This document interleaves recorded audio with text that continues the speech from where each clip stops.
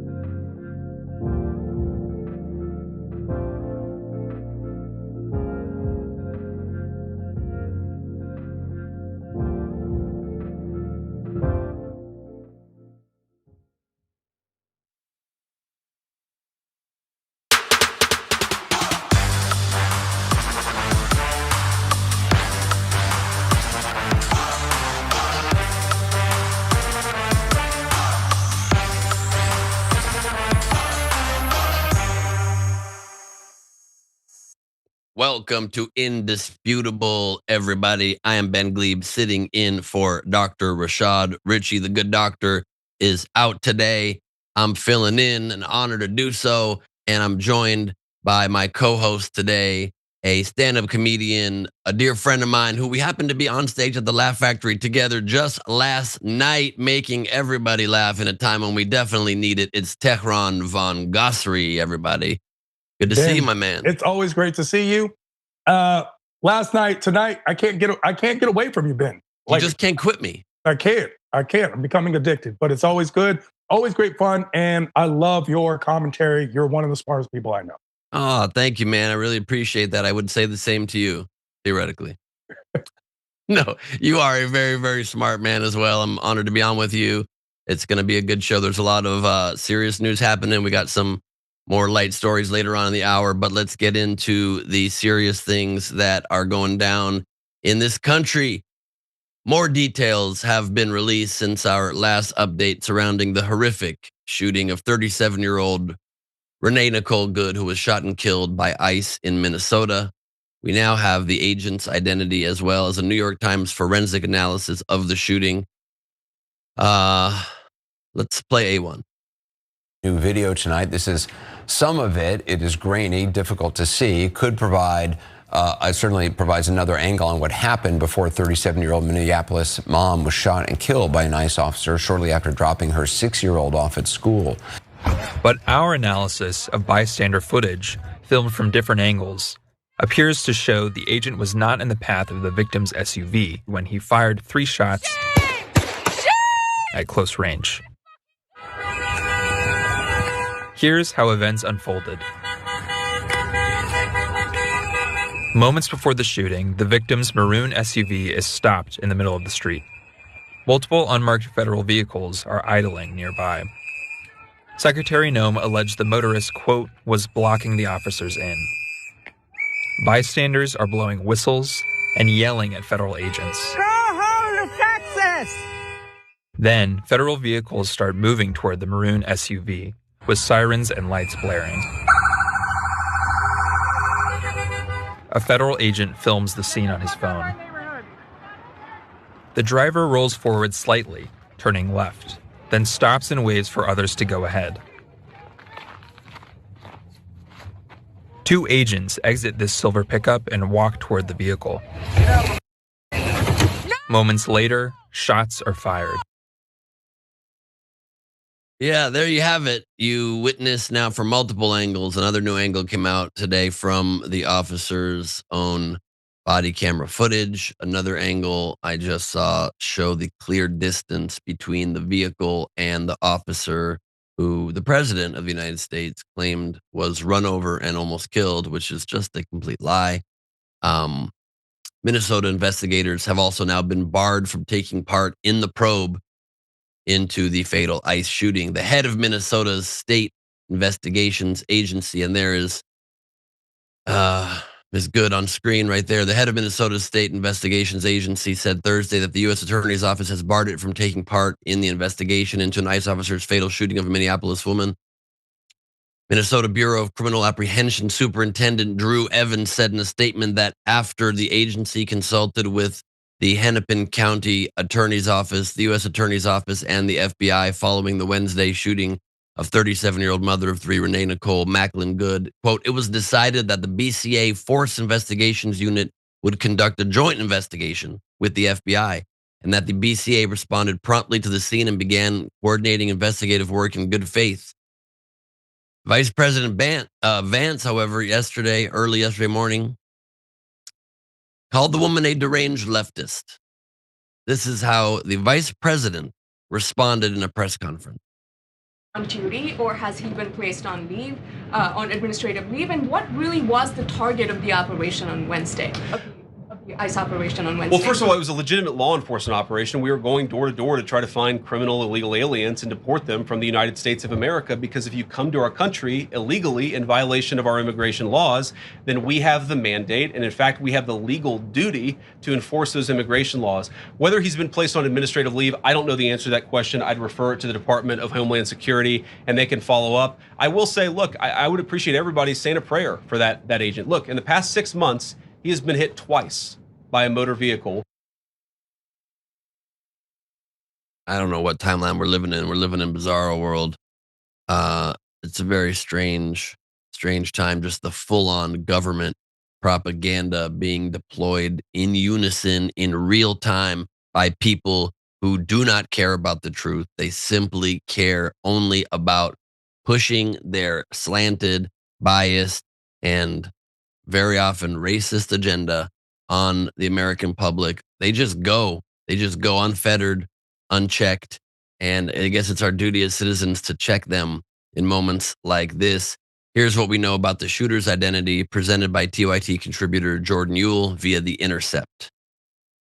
Jonathan Ross. His name is Jonathan Ross. The ICE agent who fatally shot Renee Good in Minneapolis this week was identified on Thursday. The Intercept found a photo on Facebook that showed he served in Iraq, which had many people, again, pointing out the war always comes home. Last June, he was involved in another incident where he was dragged by a car, and that allowed reporters at The Intercept and elsewhere to figure out who he was. Even though we know who pulled the trigger, there's reason to be concerned about where this investigation could be headed, because the FBI is blocking Minnesota state law enforcement from participating in the investigation. This has community activists understandably upset. A member of their community is now dead. And in any other circumstance, a full investigation seems like the next logical step, but not the case here, because Kristi Noem said at a press conference on Thursday that they expect they will find in their investigation that he followed their guidelines.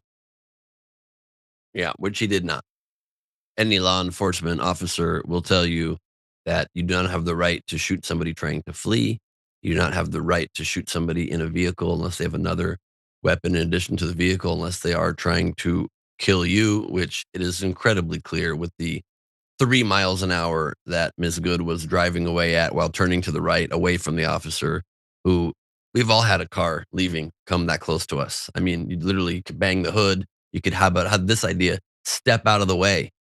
It takes more time to shoot into a window than it does to step out of the way of the car. He was probably putting himself more in harm's way by not just stepping deeply back, which you see again from many angles. He was not near the car when it turned. He was near, but he wasn't near. He was near it, but he was not in front of it. He was not hit by it. There was no threat to this man's life, but he did take the life of another. Jonathan Ross, the ICE agent's father, Ed Ross, defended his son and predicted he would be charged with nothing. The FBI is currently in charge of the investigation, with local investigators withdrawing from the case reluctantly after being denied access to evidence. The father said, quote, "He's a committed conservative Christian, a tremendous father, a tremendous husband. I couldn't be more proud of him." Close quote. According to the reports, Jonathan Ross has been married to a Filipino wife who is a U.S. citizen, but it is unknown for how long, since 2012. His in-laws are doctors in the Philippines. Ross is also an Iraq war veteran who has worked with ICE since 2013. He is a member of a tactical unit called the ICE ERO Special Response Team. According to Good's ex-husband, Renee was not an activist. She had just dropped her young son off at school before the deadly ICE shooting. But you know how it is when moms drop kids off. They're dangerous and you got to take action. That's the mandate in America, apparently. Speaking to the Associated Press on Thursday, Good's former husband, who declined to be identified for the safety of their children, said his former wife was not an activist and had never, to his knowledge, even attended a protest. Her mother, Donna Ganger, told the Minneapolis Star-Tribune that her daughter is, quote, "one of the kindest people I've ever known." On Thursday, Vice President J.D. Vance said she was part of, quote, "a broader left-wing network to attack and to dox and to assault and to make it impossible for our ICE officers to do their jobs."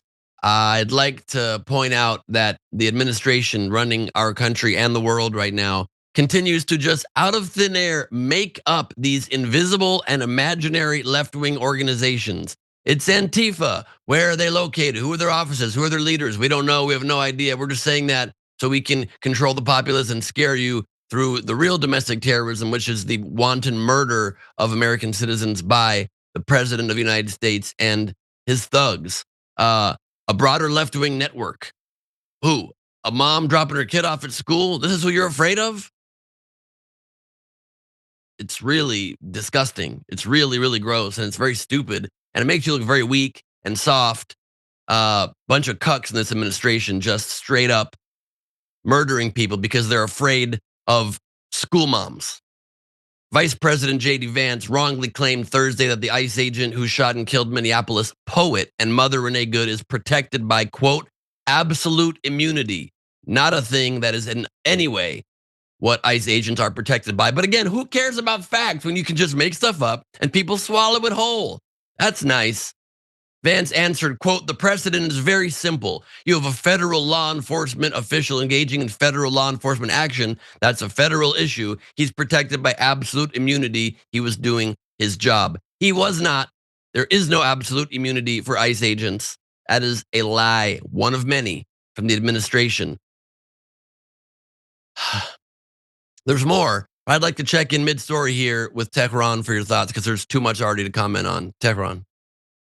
Well, obviously, first of all, and first and foremost, my prayers and condolences to the family of Renee Nicole Good, 37-year-old mother, dropped her child off at school, ended up murdered by ICE immigration officer Jonathan Ross, who, and to his defense, was a conservative Christian. And to her dismissal, she was a leftist Democrat. That is not how this country works. We should not be having to defend her character whatsoever. It should not matter if she was an activist or not. In fact, if she had been an activist and had attended protests and then was murdered, that would be retaliation. That would actually be even higher than the murder itself, because that is not how this country works. This country works that all people are created equal, that we all are entitled to liberty and justice equally for all. And this is not how this country is supposed to work. You asked, where are we doing? What are we watching? We are literally watching Man in the High Castle, season 4, episode 14. That is what we're watching right now. A woman was murdered in cold blood in the street. Now, should she have listened to an immigration officer? Sure. Was she an immigrant, an illegal immigrant? Was she any of the above? Is that what these ICE agents are supposed to be doing? Think about it this way. This is a slippery slope. If they can do it to Renee Nicole Good, what can they do to you? This is tyranny at its finest. Please be aware. Do not take this very lightly. This is how it always starts. You push and push until it's all collapsed. And then we'll be sitting there wondering why, when we could have stopped it now. Yeah, 100% well said. Plus, it doesn't even matter when it comes to human rights and common humanity if she was an illegal immigrant. Yes, we should enforce our laws and protect our borders. We can do so without becoming monsters. We can do so without abandoning our values. We can deport people who should not be here. We can do that by enforcing our laws without turning into murderers. But that's the thing, Ben. Honestly, the brutality is part of their plan. I've seen this playbook. It's happening right now in Iran. It was happening in Venezuela. That brutality is part of the plan. You don't have to do a lot when you can control the masses simply through fear, by being extremely aggressive and brutal. President Obama deported more illegal immigrants from this country than any other president in history. Yep. Why are the same people who are for deporting illegal immigrants not supporting him then? Why are they not praising that of him? Why do they use that against him? The point of it is how it was done. We did not see images of people in cages. We did not see people being shot and gunned down in the streets. What I'm saying is we need to do this responsibly, and we all need to be aware. This doesn't just affect illegal immigrants, it affects all of us. What we often do is go, well, this is not my problem. Yes, this is a problem. Yes, this is all of our problem.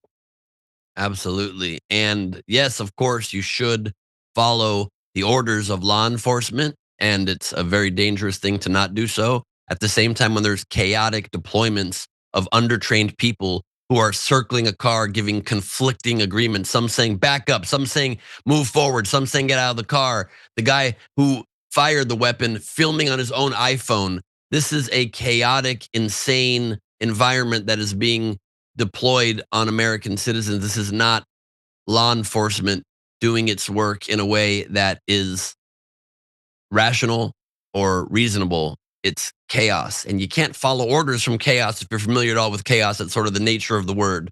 It's you don't know what to make of it, and any human being is going to be in a bit of a tailspin when that happens. But at least we've got some reasonable minds, some American figures who we respect deeply who are weighing in on this. I'm sorry, I said that wrong. It's Kyle Rittenhouse chiming in. Kyle Rittenhouse was quick to speak out, of course. Quote, FAFO, that's F around and find out.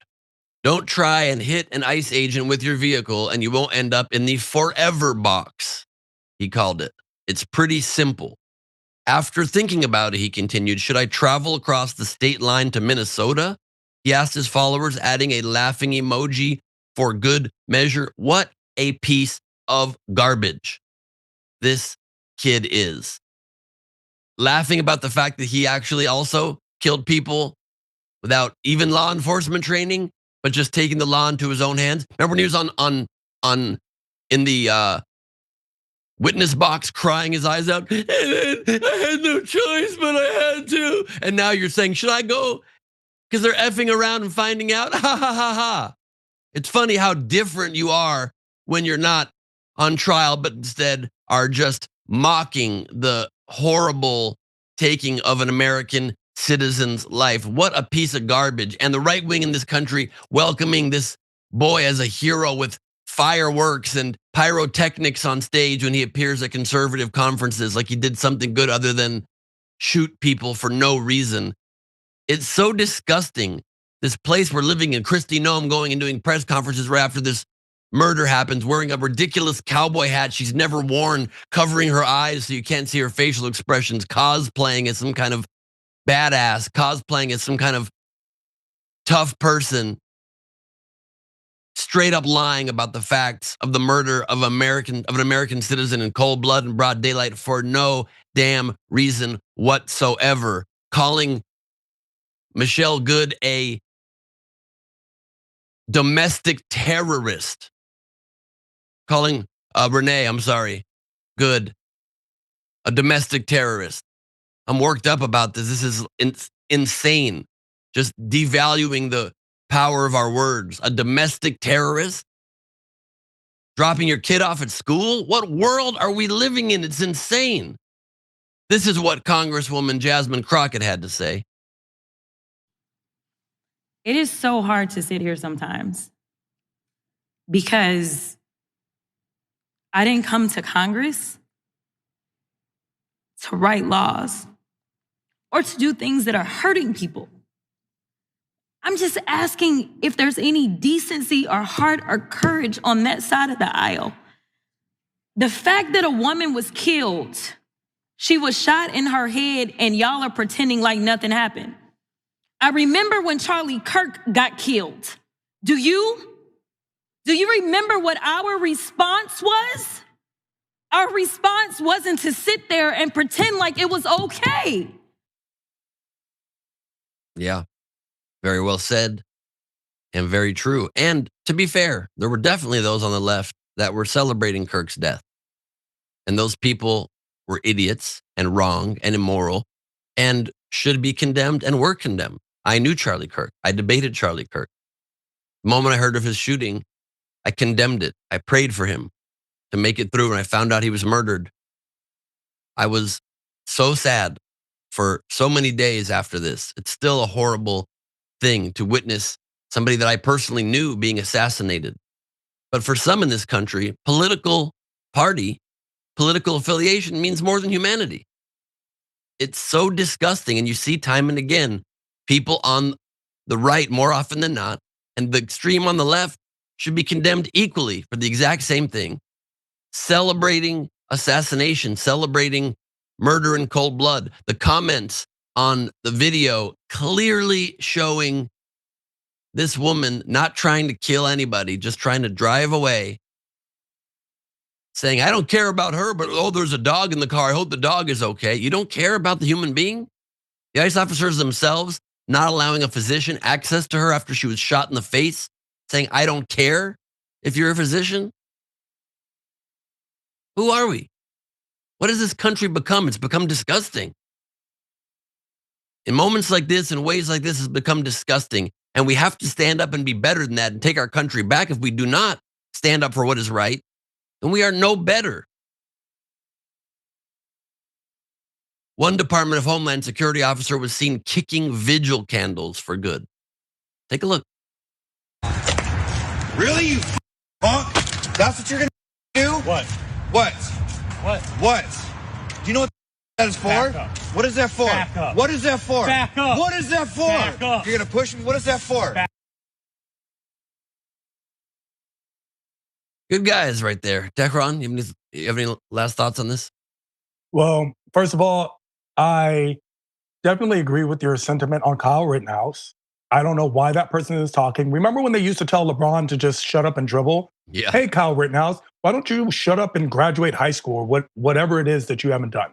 I don't understand why you're still in the public eye and you've become this icon. And remember, for what? For murdering people in the streets. That's literally what you did. And you were able to claim self-defense sardonically somehow in the law system. That worked in this case. I wonder if it would work the other way around. If it was a White Lives Matter rally and Jamal Rittenhouse went there and shot up a couple protesters, how that would have played out maybe a little differently in the court system. But when it comes to Charlie Kirk, this is a man I did not know. And I thought a lot of things he said was abhorrent. And yet I was sad for a number of days after his death because of other reasons. I did not need to know him to understand that his death was in disgust and poor taste and was actually absolutely immoral. That is not how this country works. If you do not believe in the freedom of speech for those you disdain, then you do not believe in the freedom of speech. This whole left-right ideology that has become the Bloods and Crips of this gang war that the government thinks that it's leading is absolutely disgusting. That is not how this country works. Right wing, left wing, same bird. We are all on the same ship. You're supposed to be the president for everybody, not just the people who agree with you. So we're looking at the demise. And if you see that Homeland Security agent kicking over visual candles, just remember what they're doing. This is in honor of a person who was murdered for whatever the reason is. That is a mother, that is a wife, that is a partner, that is a human being, someone's daughter, and you're kicking over candles and then stepping up and telling another citizen to move back, being a bully. This is how it starts. We have all seen this movie. It does not end well for us. Yeah. Yep. We'll see how it unfolds. Hopefully we have better minds, more rational minds prevail, and we stand up for something. I don't know anymore, Ben. I don't know if we're going to have rational minds. I'm actually losing hope. I am watching this world collapse. This is all the breadcrumbs of chaos, anarchy, civil war, whatever you want to put it in. This is how this starts. Yeah.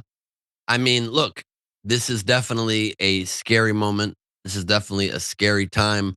And the instinct, or just the feeling, not an instinct, but to lose hope at times like this for sure is understandable.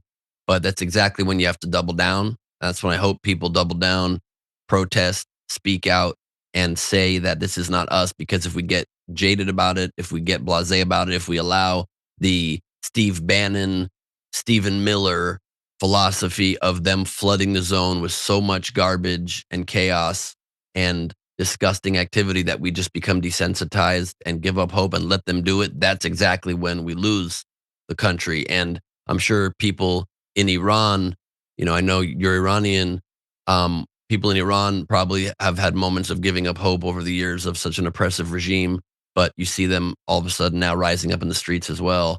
And it's never too late to stand up and fight against tyranny, I think. We're going to move on to our next story. federal immigration agents shoot 2 people in Portland, Oregon. So there's more of this. According to the New York Times, the driver of the vehicle that federal officials fired into drove off after the shooting. Local officials said, and the victims were found by the police more than 2 miles away with gunshot wounds. Emergency medical technicians who rushed the victims to the hospitals described both as Spanish speakers in conversations captured by emergency radio broadcasts. The woman had a gunshot wound to the chest, and the EMT told a dispatcher the man was described as having 2 gunshot wounds. Let's take a look at the video. Overnight protest after another shooting incident involving federal agents. We have a male who was shot twice in the arm, a female who was shot in the chest. In Portland, Oregon, 2 people shot by a Border Patrol agent. Police say the man and woman were both hospitalized, their conditions unknown. The Department of Homeland Security saying agents stopped a vehicle carrying 2 people affiliated with the violent Tren de Aragua gang. DHS saying the passenger is an illegal Venezuelan immigrant involved with a recent shooting in Portland. DHS saying the driver weaponized his vehicle and attempted to run over agents when they identified themselves, adding an agent fearing for his life and safety fired defensive shots. Local police saying they can't verify those claims since they responded after the vehicle had left the scene. On our end, we do not know the facts of this case. Portland's mayor demanding ICE halt operations pending an investigation. We know what the federal government says happened here. There was a time when we could take them at their word. That time is long past. Yeah, that is a sad reality right there as well. McLaughlin said in a statement that U.S. Border Patrol agents were conducting a targeted vehicle stop and that an agent fired a shot after the driver tried to run them over. McLaughlin described the agent's target as an undocumented immigrant and member of Tren de Aragua, a gang with roots in a Venezuelan prison that has been a frequent target of President Trump. She provided no immediate evidence that the person who was targeted was affiliated with the gang. At the news conference Thursday, several officials sharply criticized the presence of federal officials in the city and demanded that they leave. Casey Gemma, the majority leader of the Oregon State Senate, said that the shooting occurred near his home and that he was outraged. Addressing federal immigration officials directly, he said, "We do not need you. You are not welcome. You need to get the hell out of our community." On Thursday evening, hundreds gathered at an immigration and customs enforcement building in Portland to protest the crackdown, chanting slogans including "No justice, no peace." Just before 9 p.m. local time, the police arrived and began moving protesters out of the area. The Portland Police Bureau said that its officers arrested 6 people there on charges of disorderly conduct. Despite their criticism of the Trump administration's immigration crackdown, local leaders urged calm, particularly in the wake of the already charged national environment following the fatal shooting of a woman by an immigration and customs enforcement officer in Minneapolis on Wednesday. Mayor Keith Wilson said the incident was another sign that federal immigration efforts were out of control. He called on the Trump administration to end enforcement operations in Portland. And let me just say, before I go to Tehran for a comment as well, we on the left, I believe, need to also get rid of this image that we are soft on crime, that we don't care about stopping gang activity, because these things also lead to overcorrections. And of course, the federal government should not be sending in forces against the wishes of the cities and states that should have jurisdiction over their own areas. But we need to stop gang violence. We need to stop crime coming from people that are malintended and are trying to sow chaos in our streets. And if we can be stronger on that, then we can not allow for environments where those moments and those conditions can be taken advantage of and used to terrorize innocent people.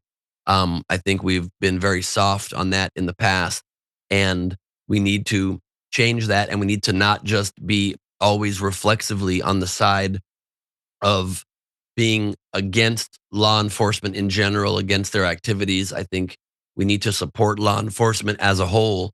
I think, looking back on those times, defunding the police, a terrible idea, the wrong message, and completely led to the conditions that allowed it to be manipulated by those in power now, saying that those on the left want chaos and craziness in the streets.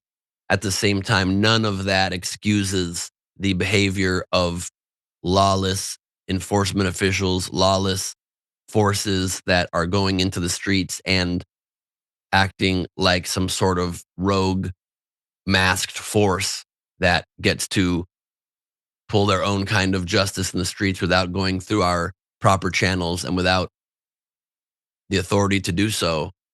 It's a very scary time. Tehran, your thoughts? Well, it's very interesting to me, Ben Gleib, that the party of small government is the one that's sending in the most troops and overriding state rights constantly.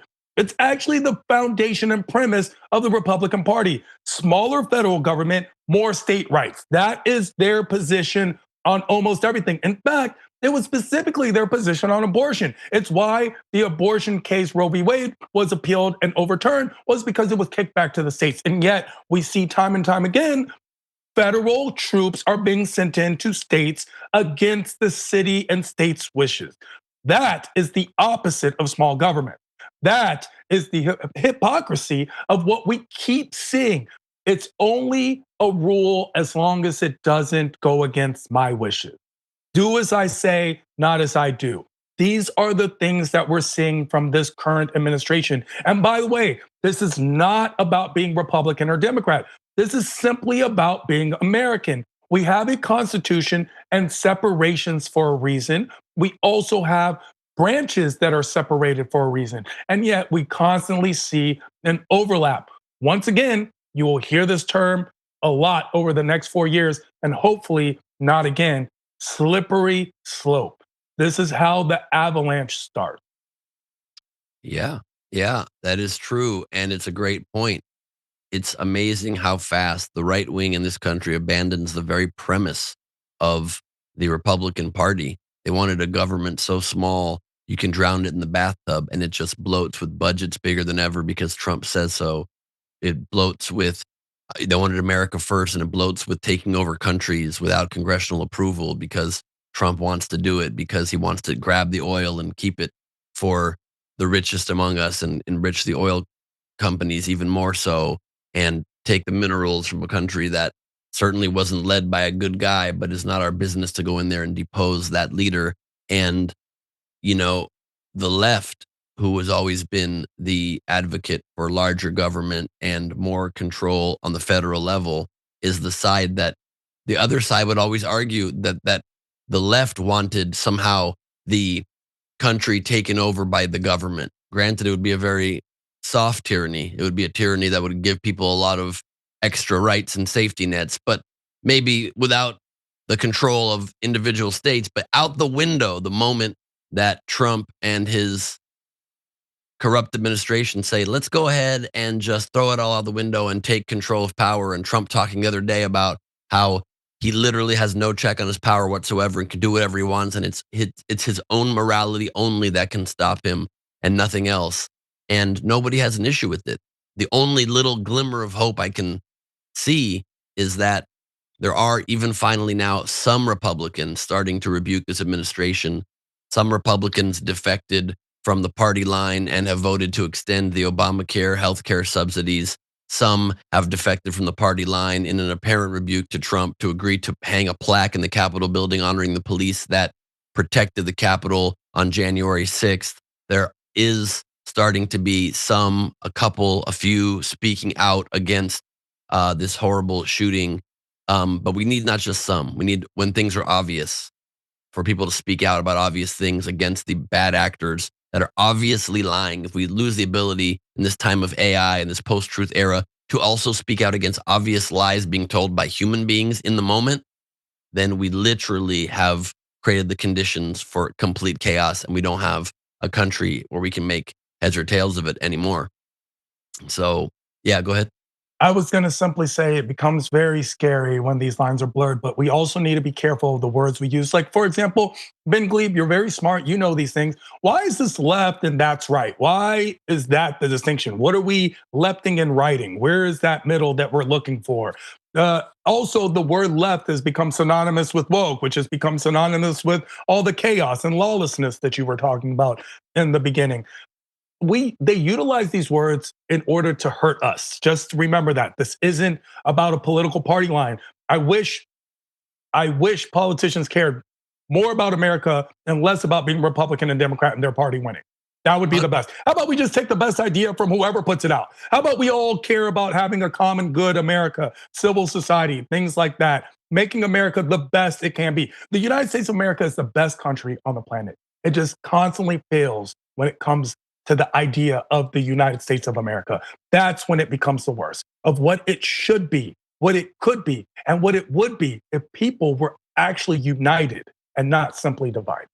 100%. Very well said. You know, I've been saying that same message for a long time. Even in my stand-up, I talk about it in my last special about how they are just dividing us to be able to keep more money for themselves up on the top. They make it seem like we are somehow divided left versus right. Nobody lives on a left. Nobody lives on a right. There are no sides. They even color code us red and blue, which interestingly is the exact colors of Bloods and Crips, and are trying to create that sort of gang warfare mentality among the people. And I don't have a color that I identify with. I don't stand to the certain side of any issue. I've always said one of the great poisons in our country, of course, in addition to the horrible influence of unchecked money in our politics, is political parties themselves. We should vote on issue by issue. We shouldn't be monoliths that have to feel like we identify on one thing and feel like we can't speak out when there's a particular issue that's different that happens to be on the other side. And I think that's the new way that we're all going to realize is the only way to move forward as a united country is to be able to buck party identities and say, on this one, this makes sense. On this one, that makes sense. Use our own brains instead of being fed party lines by corrupt national party organizations that don't have our best interests in mind, but instead keeping all the power for themselves. On that cheery note, we're going to take a break. We'll be back in just a few moments with a lot more coming at you, including a very interesting I Wish a Karen Would. I'm Ben Gleib, in for Dr. Rashad Ritchie. Stick and stay.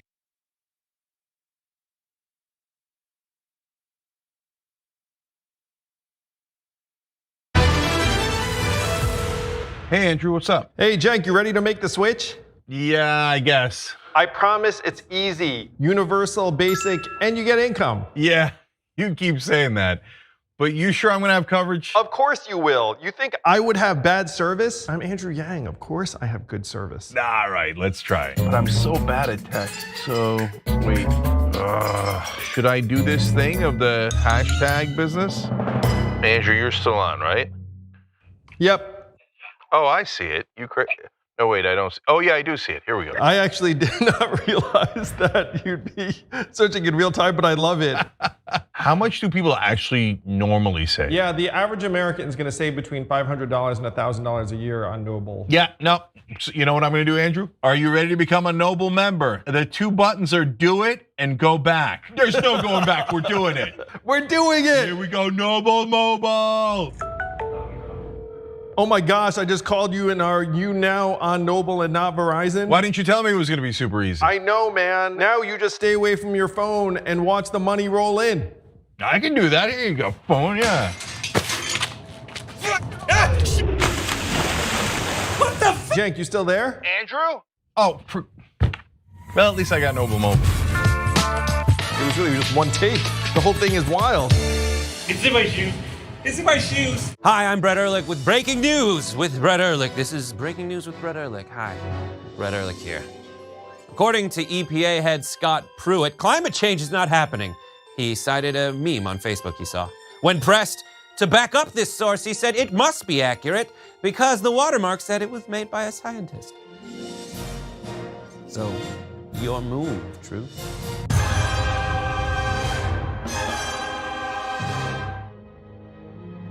At TYT, our mission is to boldly pursue truth, challenge the establishment, and drive positive change. At a time when corporate capture of our media, our government, and our politics is nearly absolute, everyday working people need a champion to fight for them and to push back against the powerful interests that threaten our democracy itself. At TYT, we're proudly progressive and call out corruption and duplicity wherever we see it, from Republicans, Democrats, or anyone else. And unlike mainstream news media outlets, we're not beholden to corporate advertisers, to defense contractors, to Wall Street, or to Big Pharma. We only have to answer to our audience, and for nearly 2 decades, we've accomplished that by delivering honest, timely, and insightful perspectives on the day's news without fear or favor or concern for whose toes we might step on or which powerful elites we might offend. And while we're super serious about the news, we also manage to do it in a way that is fun and lighthearted. We can do this together and serve our audience, and yes, have fun doing it.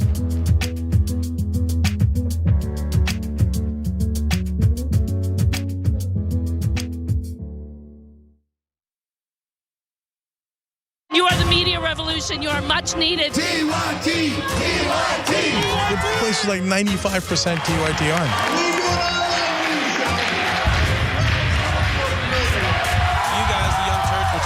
Favorite channel, we're getting that message out. Frank and the Young Turks do an extraordinarily good job. No matter what mainstream media says, you have to listen to the Young Turks. All the people who support us on the internet, that's what gives us strength. That's what allows anyone who was in there who was undecided to think one side seems to be winning, they seem to have a bigger army. There might be a reason for that. So thank you guys.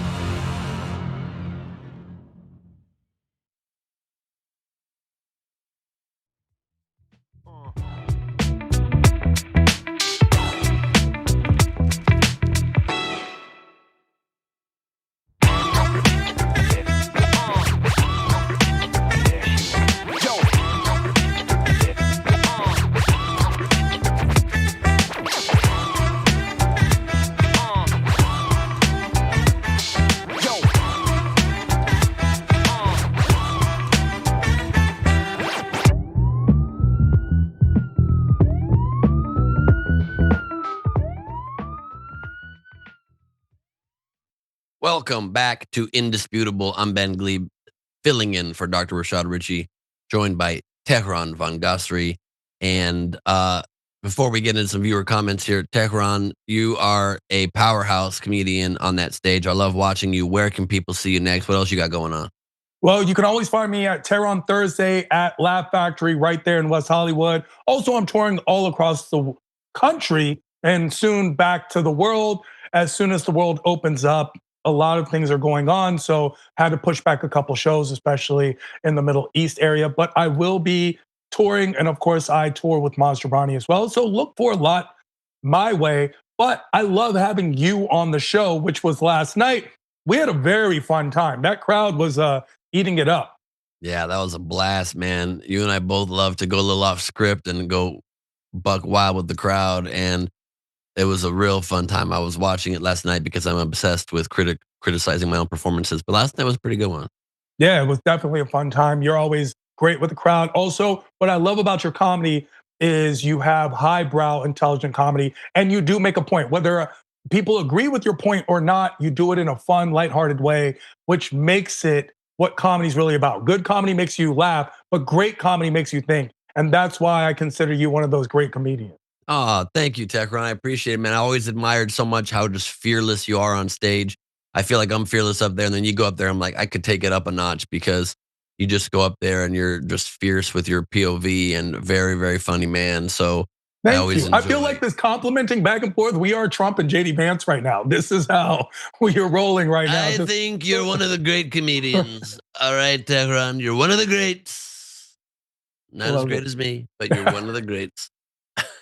Definitely make sure to go check out Ben Gleib. Also check out the Mad King. His YouTube special is very good. Ben. Thank you. A lot of people don't realize a comedy special is just that. It's special. And a lot of comedians don't deliver on that, but you do. And that's wonderful. Check it out. It's on YouTube for free. So it is on YouTube nothing for should free. stop you. That is true. Yes, you can watch it by the link in my bio on Instagram, direct link right to it, or search the Mad King on YouTube. But also I have an announcement I'm very excited to share right now. I just dropped a crowdwork special, an all improvised crowdwork special that I dropped right before the new year. It's called Ben Gleib Happy New Year. It was taped on New Year's Eve. I think you will love it. It's 37 minutes. After the first few minutes, the entire rest of the show is 100% improvised. And you can get that as well by going to youtube.com/@goodnight. @goodnight on YouTube. You can just search that. Or again, my top link in bio on Instagram, @Ben Gleib on Instagram.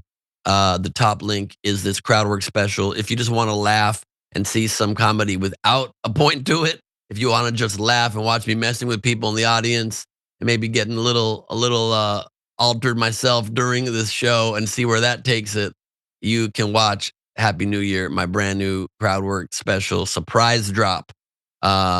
Please check that out. I would appreciate any feedback. If you like it, if you don't like it, let me know. And let's check out now some viewer comments. We have got TYT mem. Oh, I just jostled my whole camera because my dog is barking and I was trying to close my door and then messed it all up. But just ignore the technical mishap there. This is the viewer comment section anyway. This is not like going to be its own YouTube video. Anyway, the point is TYT members Brett Campbell, a.k.a. Dragging My Ass, says, hey, Ben. Hey, Tehran. And we agree with that comment for sure. So we appreciate that. Jeff Cooley, El Cuy Dragon, says, I don't agree that we've been soft. We've been characterized that way by the right. We don't have to adopt their framing. Agree or disagree on that? I hear your opinion. I think we've been pretty soft. We have allowed for crime to run rampant. We have allowed for laws to be passed that allow people to go and steal and take things away and not be punished. And that's not a society we can live in. We've allowed for a lot of gross stuff in the streets, and that allows for an environment where we get taken down. Tehran? I do want to make a point on that. Actually, to be very fair, a lot of the Democratic politicians who are running on a platform of lesser punishments for misdemeanors and crimes aren't doing so because they want to be easy on crime. They're actually doing it because we don't have more space in our prisons. And those same wealthy neighborhoods who want everyone to go to prison also don't want prisons in their neighborhood. So that's actually where it comes down to. Let's not forget how much money privatization of jails and correctional facilities make certain amounts of people in this country. And it's a big boon and a big drain on our constant state budget. So let's give that good and take. Everyone hates potholes. No one likes paying taxes. It's the way a lot of times these things work. Yeah. And next TYT reporter at Laundry for Oregon says morality is gone. That's what all this is. Some people, mostly the wealthy, have lost any moral compass whatsoever, and money rules their lives and worlds. Tio 1790 says it's unbelievable that he wants a prayer for the perpetrator instead of the victim of that incident. And yeah, it's one of the most disgusting, incomprehensible, very strange things I've ever seen a leader do or say. It's just very, very wild. Bama made me 25 says laughter is the best medicine, I suppose. I obviously think that's the fact that the show's being hosted by two comedians today is why you're saying that, or you're just laughing at us in a way that is offensive, and we don't appreciate that at all. And then Neon Death 07 says, so ICE doesn't have the body camera policy like other federal agents have. I believe they do have body cameras, and hopefully that will be coming out, that footage. But certainly not from Minnesota because they have been blocked from their investigation, because that's how things go when you feel really confident about stuff. Let's move on to our next story now. I think it's time for something that brings us all together. I wish a Karen would. You want to call the police on them for having a barbecue on a Sunday? You're still free! Back off! I'm going to tell them there's an African-American man threatening my life. Nothing beats a Jet2 holiday. And right now, you can save £50 per person. That's £200 off for a family of 4. We've got This is taking Karenicity to a whole nother level. Wow. Karen of the Year award goes to this woman. Disgusting act committed during a parking lot dispute. According to the poster of the clip, the incident happened at a Kroger parking lot in Atlanta. The city of peaches and wonder has been defiled. More details according to the victim. Hey, Atlanta, I need your help finding this lady. I got assaulted in the Kroger parking lot with her body feces thrown all over me, all because I asked if she could get her dog that she had just put in the car poop off the ground. Mind you, I had just accidentally stepped in the poop. I have contacted the police, but we don't have any information or who she is. I didn't get a chance to get her license plate. Please, please, please have anybody that knows her, please DM me her information. That is wild. This Karen apparently unleashing urine from a colostomy bag on somebody that wanted her to clean up after her dog. These Karens wild. These Karens real wild. Tehran, you ever done something like that to somebody? You know, I've never gone full R Karen. I've never done that. I just don't believe in that. And why do you even have a catheter bag to begin with? Obviously, there's some medical issue there. But on top of that, this is a person who we think that R Karen did this out of anger when it could just be their sexual fetish. And who am I to judge? They like dog poop on the ground and urine on the car. Maybe that's how they get off. That's a very strong point, but I do believe in you. I believe you can pee. I believe that in you. I can in fact urinate. I just tend not to do it on other people or other people's property. Okay, that's just not in my personal bag of repertoire of how to handle a conflict. We can what's going on in the world? We can agree to disagree on that.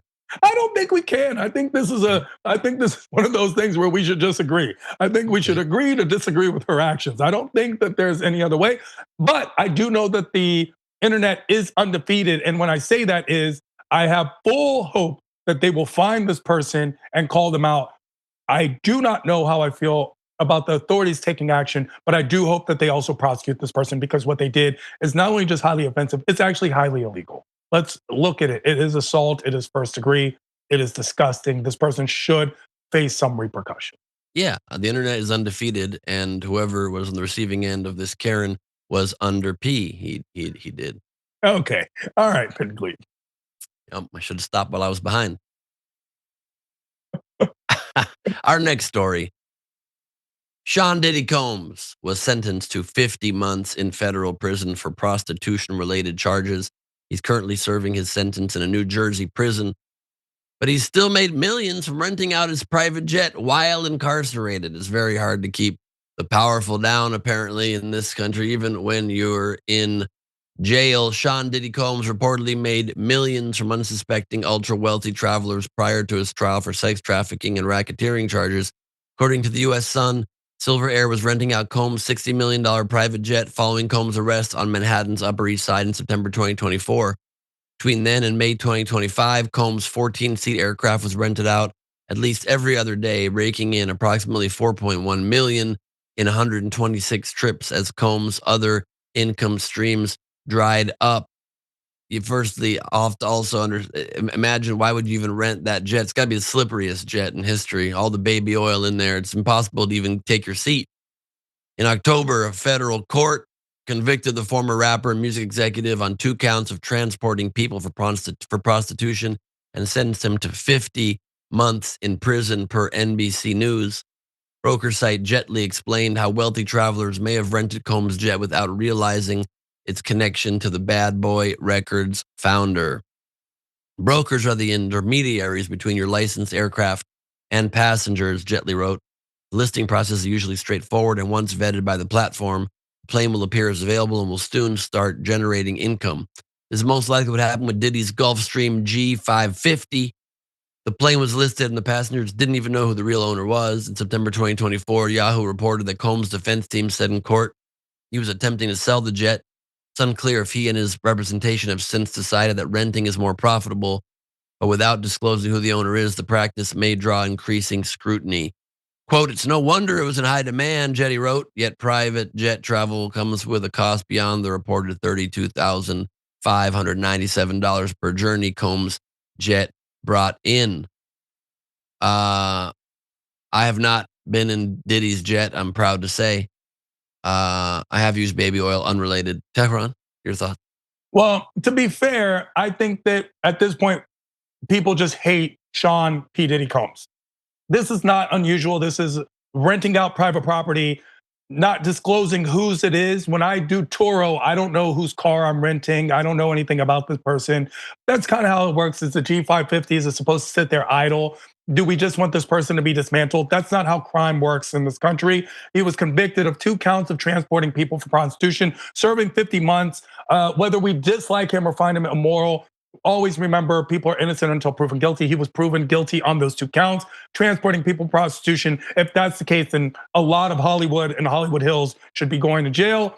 I do not agree with anything or condone P. Diddy's action.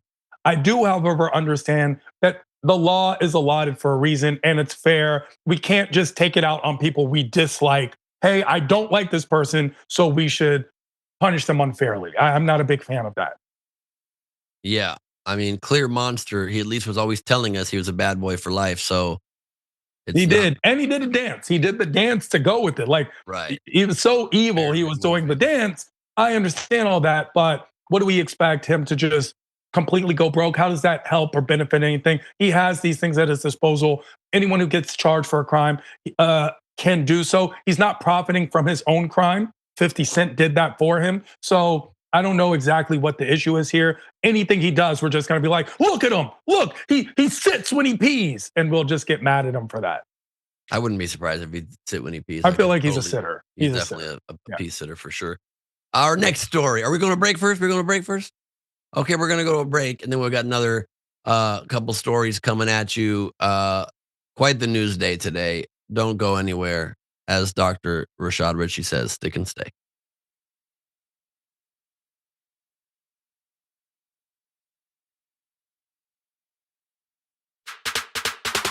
Indisputable, exclusive, disputable, exclusive. We brought you this first. No other news agency has this video. No other news agency has this story. Every week on Indisputable, we do original, exclusive, investigative reporting you'll find nowhere else. Our reports have been viewed by millions. Hosted by Sean King, Ben Crump, Senator John Ossoff. You, through your investigative reporting, unearthed very troubling allegations about specific forms of abuse and discrimination in the federal prison system. We catching these cases on camera. Just imagine the things that we don't see. Our groundbreaking investigations and exclusive interviews bring you the real voices no one else wants you to hear. We tell the stories. Imagine a prison that is so racist, the corrections officers contact me. That is a life or death situation being created. A black woman who was driving for Uber was allegedly assaulted by a white male passenger.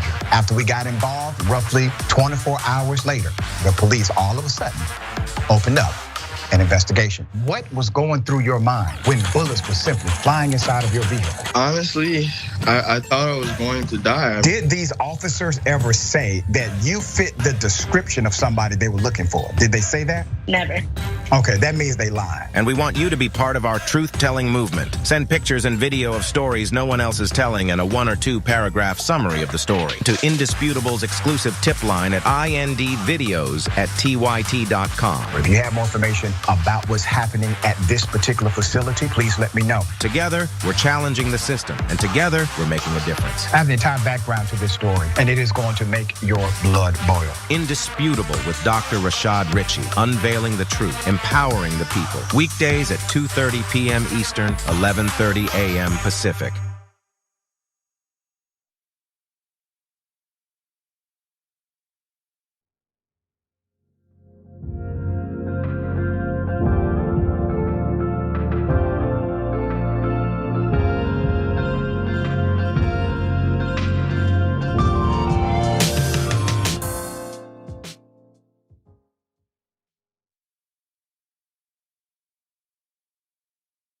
Welcome back to Indisputable. I'm Ben Gleib along with Tehran Von Ghasri. Everybody, thank you for being with us. We have got some viewer comments. Want to remind you, though, to also check out Tehran.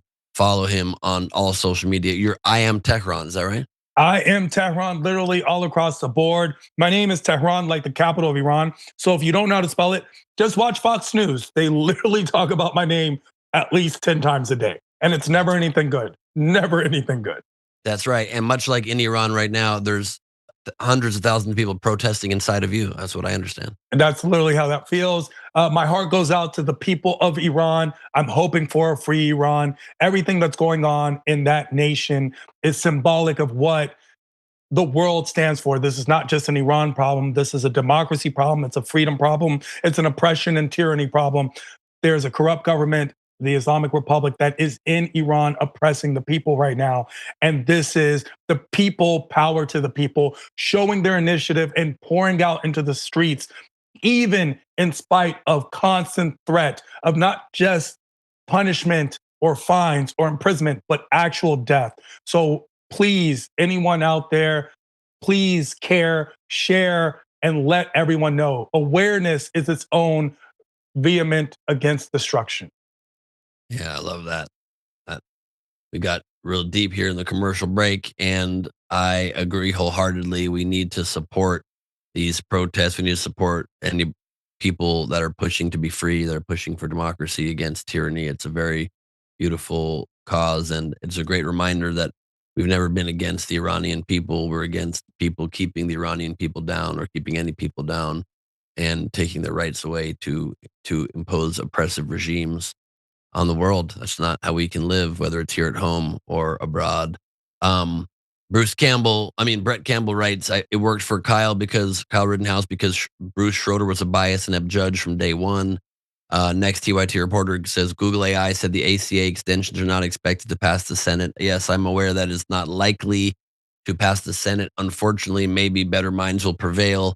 The few Senate Republicans that are pushing back on the Trump administration on this and pushing against the hard party line from Mike Johnson and others in Congress in general just defected to get it brought to the floor because it wasn't even going to hit the floor for a vote. So it'll hit the floor for a vote now, but not likely to pass. We shall see. And Obama Made Me 25 says, I'm sorry, it's actually Dorothy Vales 3447 says, remember, politics is a business, a corporation. That is quite true, quite sadly true. We've got more stories coming at you right now, so let's get into it. The Trump administration wants to bribe Greenlanders to sway them to join the U.S. According to sources within the Trump administration, the United States could consider paying residents of Greenland to persuade them to join the United States. U.S. officials have discussed sending lump sum payments to Greenlanders as part of a bid to convince them to secede from Denmark and potentially join the U.S., according to four sources familiar with the matter. While the exact dollar figure and logistics of any payment are unclear, U.S. officials, including White House aides, have discussed figures ranging from $10,000 to $100,000 per person, said two of the sources who requested anonymity. Beautiful looking town right there. I'd like to buy it. Look at that beautiful little hillside town. Looks fake, but it's real. It's called Greenland. The idea of directly paying residents of Greenland and overseas territory of Denmark offers one explanation of how the U.S. might attempt to buy the island of 57,000 people, despite authorities' insistence in Copenhagen and Nuuk that Greenland is not for sale. Trump said it's for sale, you guys. It's for sale!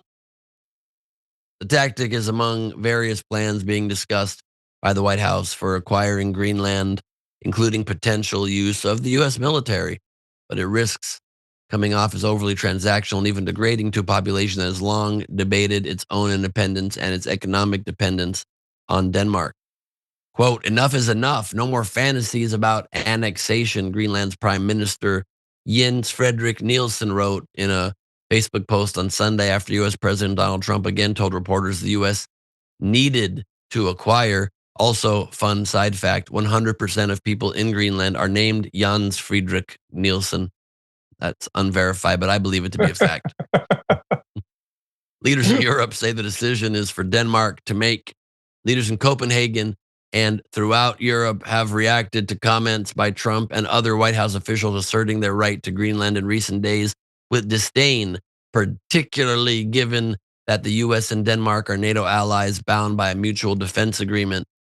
On Tuesday, France, Germany, Italy, Poland, Spain, Britain, and Denmark issued a joint statement saying only Greenland and Denmark can decide matters regarding their relations. Trump, in response, went, la, la, la, I can't hear you. Didn't hear it. During a press briefing, Leavitt acknowledged that Trump and his national security aides were, quote, looking at what a potential purchase would look like. Rubio, not only our Secretary of State, but also makes a mean fish taco, said he would meet his Danish counterpart next week in Washington to discuss Greenland. Trump has long argued that the U.S. needs to acquire Greenland on several grounds, including that it is rich in minerals needed for advanced military applications. He also has said the Western Hemisphere broadly needs to be under the geopolitical influence of Washington. One source said White House aides were eager to carry over the momentum from the Maduro operation toward accomplishing Trump's other longstanding geopolitical goals of taking over the world by force. How fun that is. One of the sources familiar with the White House deliberations said the internal discussions regarding lump sum payments, Trump sum payments as it were not necessarily new. However, that person said they had gotten more serious in recent days, and aides were entertaining higher values with a $100,000 per person payment, which would result in a total payment of almost $6 billion, a real possibility, and the strongest evidence yet that's going to make me move to Greenland to cash in on that 100K. Let's go. Many details of any potential payments were unclear, such as when and how they would be doled out if the Trump administration pursued that route, or what exactly would be expected of the Greenlanders in exchange. The White House has said military intervention is possible, though officials have also said the U.S. prefers buying the island or otherwise acquiring it through diplomatic means. So I would just like to summarize here. The U.S. is saying we would like to buy Greenland, or we'll just diplomatically discuss it and get them to give themselves to us, or we will invade them. So it's just the normal stuff you talk about when in a financial negotiation that is not even invited or welcome in any way. It's important to note surveys also show most Greenlanders, while open to separating from Denmark, do not want to be part of the U.S. Wonder why? We're threatening to invade them and take them by force. Not exactly the red carpet rolled out you'd hope for from your new mamas and papas. Tehran? Well, this all seems very funny. Trump's making those grandiose statements. We're going to take Greenland. We're going to go after them. We're going to give them money. But look what it's an indication of. First of all, the concept of even trying to extort and or buy votes, basically saying we'll give you $100,000 or we'll just come take it over. That's a very mafia tactic from this mafia regime that's currently heading the administration. It's very dangerous, the rhetoric that's being presented here. The idea that we're going to go after a completely autonomous nation, which has a parliamentary system and has ties to one of our allies, which is Denmark. This is once again, what's the word? Slippery slope. Just because they have REEs, these rare earth elements that we like and always covet, gold, zinc, iron, uranium, oil, natural gas, these things that we look for in a country, we're gonna go after them. And another thing is, look at the difference. We're not doing what we did to Venezuela. We're gonna buy them because they are of a different ethnicity, a different tone. These are things that we need to pay attention to. There's a racism in it. There's a placism in it. There's a hypocrisy that's in this. This is big business. This is corporate takeover. This is no longer American government. This is American mafia. And we need to be very, very cognizant of what this means to us and our global perception of how people look at the United States, because politics and global politic ideology is not just here and now, it's accumulative. It all adds up. How does the world perceive the United States? Are we still the savior? Are we the hero? Are we the leaders of democracy? Or are we becoming the big bad bully? Have we lived the superhero life enough that now we have become the villain? And that is that perception. And eventually all the other nations will come together and take us down because we are trying to take them down. What goes around comes around, and vice versa. And that's what we have to be very careful of. This is not just my opinion, this is historic. Look at the fall of every empire. We are living it today. So I take it you're against taking over Greenland. No, Greenland we should take. I mean, honestly, great. Greenland, like that's not, I mean, Greenland's a whole, like it's Greenland. Like you always see it, it's so big on the map. It's like, but this is what President Trump thinks this is gonna be his Louisiana purchase. This is gonna be his acquisition of Alaska. He wants to double the size. And by the way, I'm not against the United States going after territories of this nature. It's the way we do things that's important. It's the way we invade Venezuela. Go by the regulations. It's the way we threaten Greenland. That's not okay. If Greenland had shown its own want to join the United States, that's a conversation. But for us to threaten them or buy them out, that is problematic. That is not America.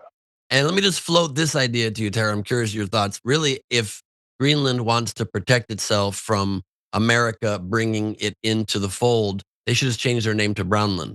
And the Trump administration. Ironically, that's funny. When I said this is not America, actually, you're right. This is what America has done traditionally, and it's very unfortunate.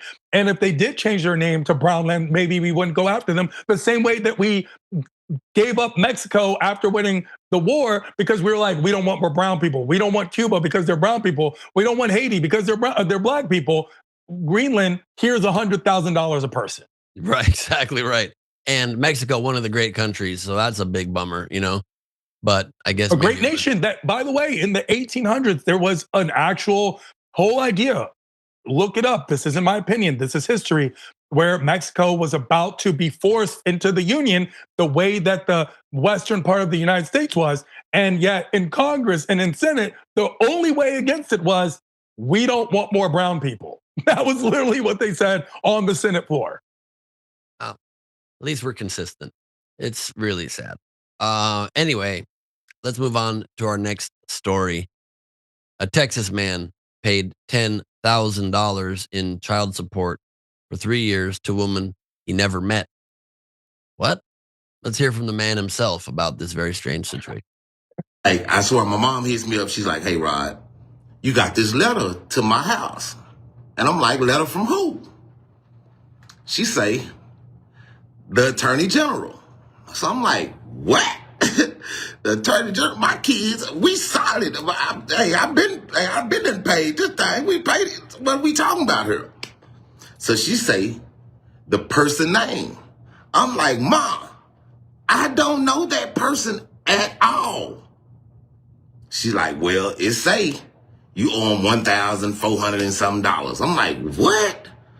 Why would I be owing somebody? Like it comes out my check. So I'm like, what is this about? So she gives me, so I say, Mom, give me the case number and all of that. Let me contact child support. So I get on child support. Boom. I put in the case number. It give me the person name. I'm gonna just hit this person up and see if that's what that is. I'm gonna hit this person up. So I hits her up. She said, I don't know you. I said, I don't know you. She was like, oh my God. She was like, are you from Texas? I'm like, yes.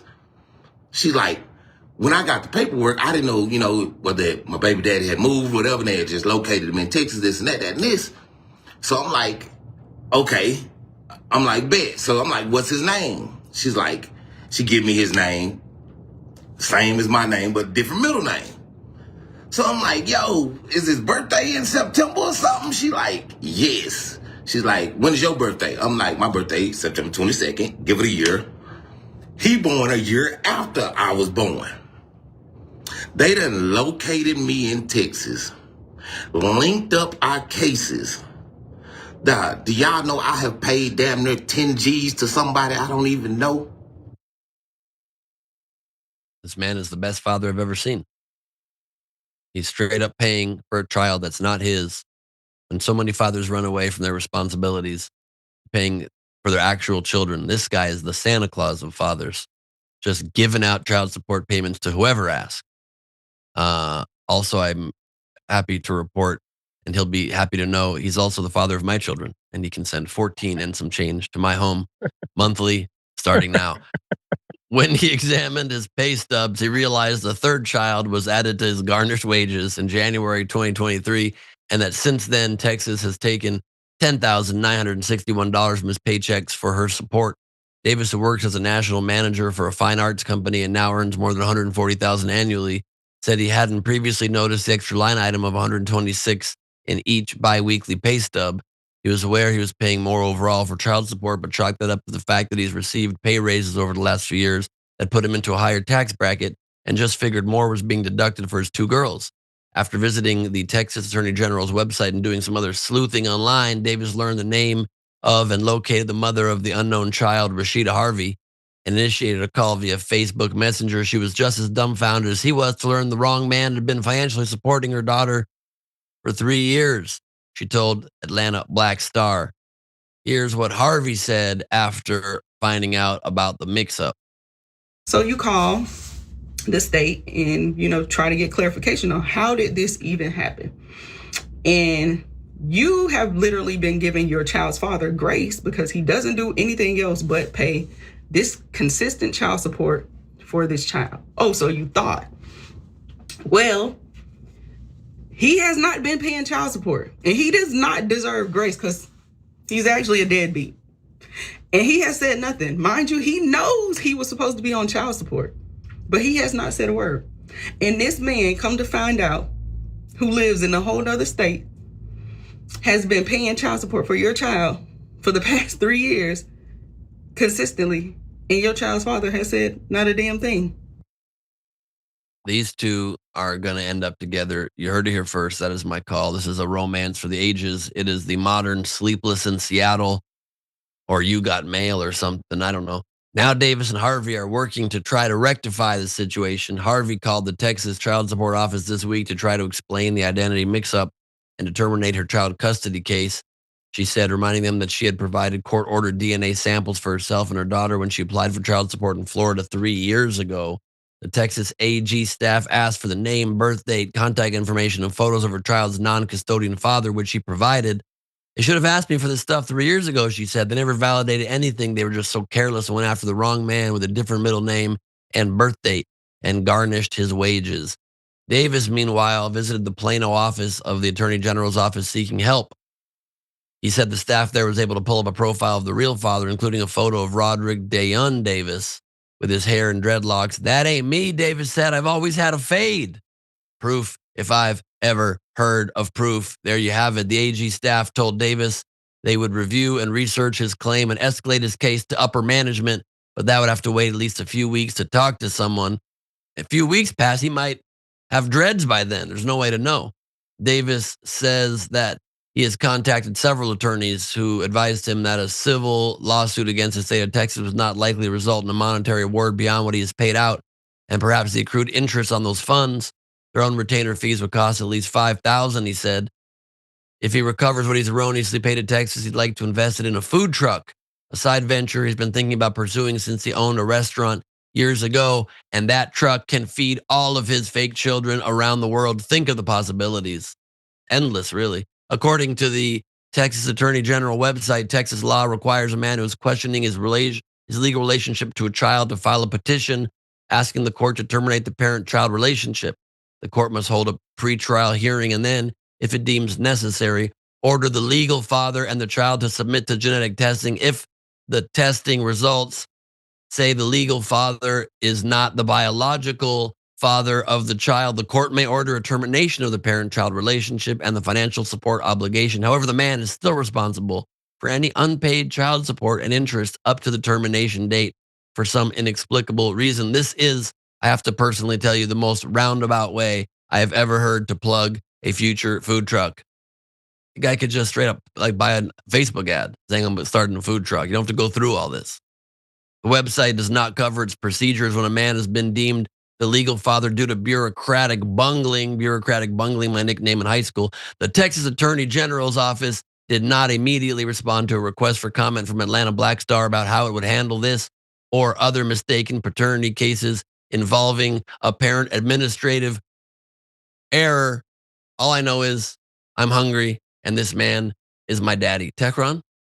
Well, here's my thing. Where is Maury Povich when you need him? This is a Maury Povich episode. Yep. This is a comedy of errors, but it's not that funny. It's not that funny because a person who is not responsible for a child has been paying out for 3 years over $10,000. Rod Davis has been paying Imsu Cody, and thankfully Imsu Cody is a responsible adult and fair and actually is enlightened enough to also take and say that this was not her stake. Had it been another way around, we could have actually seen a legal battle when there shouldn't be. What is the recourse? How do you fix this? Why did this happen? Why is this clerical error something that's allowed to be allotted?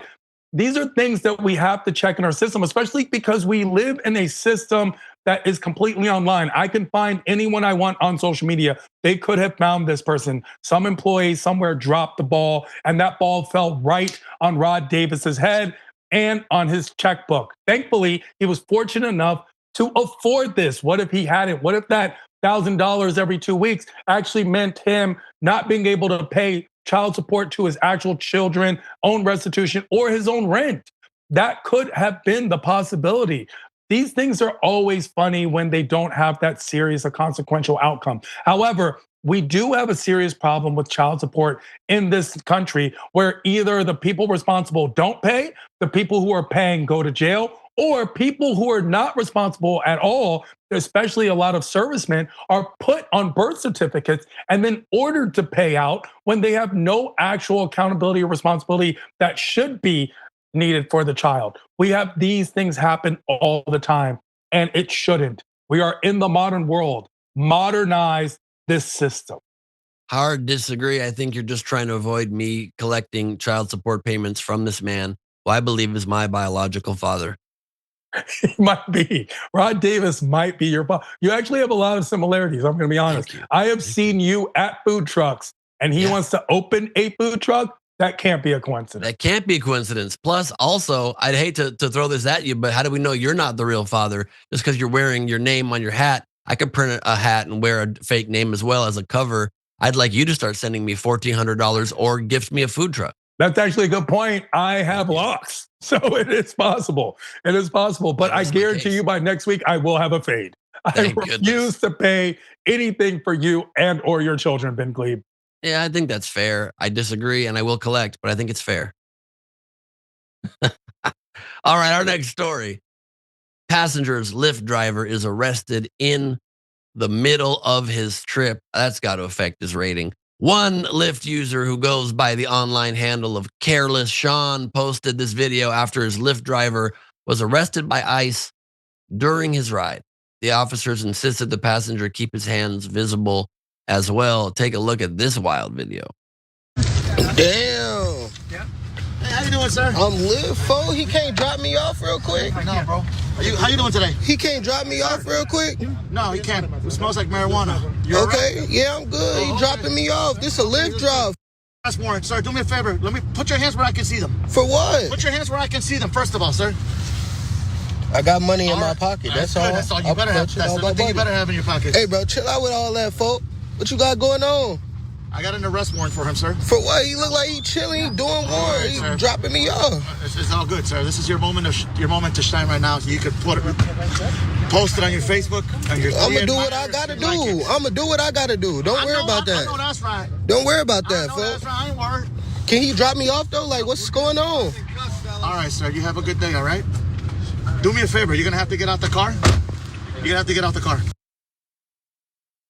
That is a crazy video. I am astounded and a fan of the guy in the back seat who kept trying to get Lyft to go away and get this man to have his freedom continued by saying he can't just drop me off. Sir, we're about to deport this guy, but I'm close to my house. Can I just get the ride finished?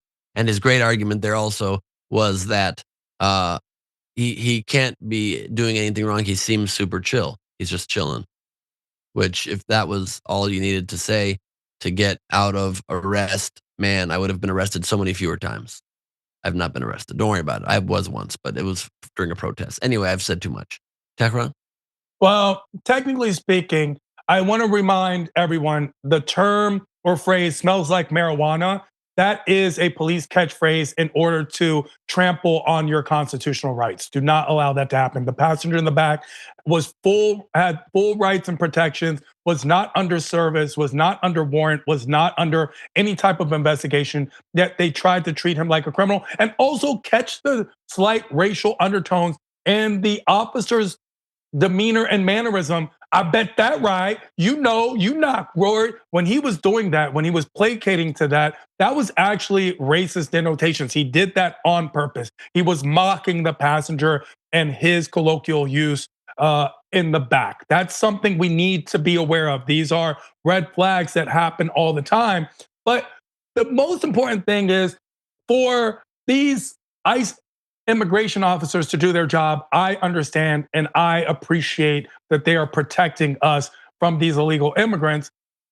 But they keep telling us illegal immigrants don't work. They're always not working. They're so lazy, and yet they keep arresting them at work.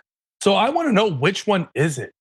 Are they working or are they not working? Are they taking jobs away from us by doing Lyft? Or is it the billionaires who are taking money away from us by using us and our system to only their advantage? Which one is it? Are poor people taking money from other poor people? Or is it the wealthy making us think that, so that we are once again against each other, when the truth is it's us versus them, the haves versus the have-nots, and the rest of us are all have-nots. Yeah, well said, well said. This is a time when we really do need to make sure that we are being diligent and we are not letting things slip, not letting our values slip, and being very aware of when people are trying to infringe on our rights, and we need to stand up against that for sure. Immigration could have gave him a ride too, by the way, Ben. Immigration could have been like, hop in, little buddy. Very true. And also, what happens to the car? The car just like sits there on the side of the road then? It gets towed to an impound lot, then it gets auctioned off, most likely amongst their own group, and the cycle continues. I didn't expect you to have an answer to that, so that's very impressive that you knew that. Our next story. A bear has been living in a man's basement for a month, finally moves out, and we're not talking about a large gay man, we're talking about an actual bear. Here's what this man has been dealing with for the last month. Take a look at this. I think he's more comfortable here. Ken Johnson is at his wit's end over an unwanted house guest overstaying its welcome. It's a nightmare. It's like a carnival house of horrors. That guest, this 500-pound black bear. It's like 5 o'clock in the morning when I wake up and I hear him banging around. And I could smell him. It moved into Ken's crawl space more than a month ago. This is the side of the house where the bear comes and goes from a crawl space that is hidden from public view. The last time it came out was Christmas Day. He comes out, walks around, shakes off the rainwater, and crawls back inside. Caught on camera multiple times over weeks, getting stuck, and it's now destroying gas lines. So I had to turn the gas main off. So no hot water. No hot water, just the noises, the bumps. Wildlife officials have even set out a trap hoping to release it back into the wild. It worked, but officials captured the wrong bear, leaving Ken stuck with his obnoxious squatter during Christmas. Well, you hate when that happens. It's the easiest way to ruin someone's Christmas. I don't understand why the man just didn't seal it when the bear was out for its daily walk. Seal that area. Put some bricks in front of it. I mean, a bear could move bricks, but like hammer in some, I don't know. Maybe I don't have a good solution for it. Probably this man brought it upon himself by leaving in that basement lots of picnic baskets. That's on him. You're going to leave picnic baskets? I'm going to sleep under your house. He should have seen it coming. After 37 days, the bear has finally left.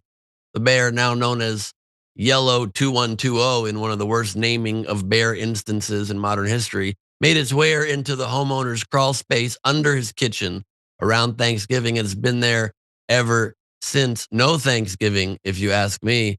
The bear eviction finally happened Tuesday after Johnson contacted the Bear League, a group that no one knew existed, from Lake Tahoe that specializes in bear removal emergencies. It's good work if you can get it. The crew jumped into action, firing paintballs into the crawl space. That's their technique. The Bear League going rogue until the Bruin had enough, retreating from its den, leaving the rest of the picnic basket food in place. He never could open that jar of marmalade anyway. The homeowner spoke with Eyewitness News and said the bear was spotted Wednesday and was shocked by an electrified doormat used by professionals to capture bears. The animal roamed around the house for a while, only to realize his hibernation spot had been sealed off. Meantime, it was unclear where the bear went. I know where the bear went. Therapy. After going through all this paintballs, electrified fences, lack of being able to have opposable thumbs and open that marmalade container, the fact that it's Thanksgiving, wasn't invited in, was offered no stuffing, no cranberry, did probably get some residual turkey on account of the fact that you're going to turn a bear down for that. He's a bear. He likes meat. Hook him up. Give him a little bit of that turkey. It's once in a time. You got to give thanks to those who inhabit your spaces. That's my thoughts. It's a confusing story. It's got a sad/happy ending. Tehran, I would love you to weigh in on this. Please. Why is the bear got to be black, Ben? Why's the bear got to be black? He didn't look black to me. It was like, oh, he's just a bear. But no, we got to call him a black bear. This African-American bear who squatted in this man's house. This white man's like, oh, you don't know. Maybe that bear was going back. Maybe that house was his Israel. Maybe he's living where he's supposed to be. The right of return. Can we talk about that? Yellow 2120. That's his IG rap name. You don't know Yellow 2120. You don't know his life.